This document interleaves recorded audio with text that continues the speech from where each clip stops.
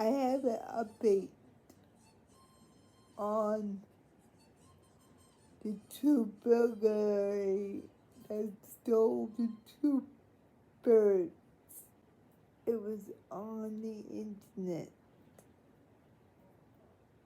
Authorities searching for burglary suspects that stole two exotic birds from Congo Park business.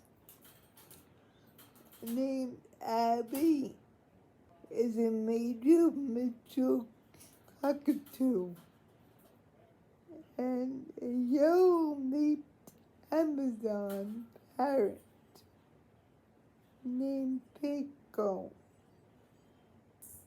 And I will put this information at the end of this video. Please go search for these parrots. They need to come back.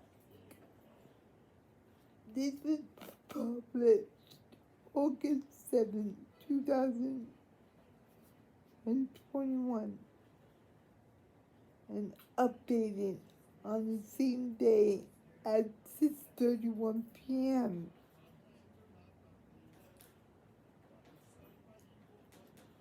They have the information on the parrots and the two people that stole them.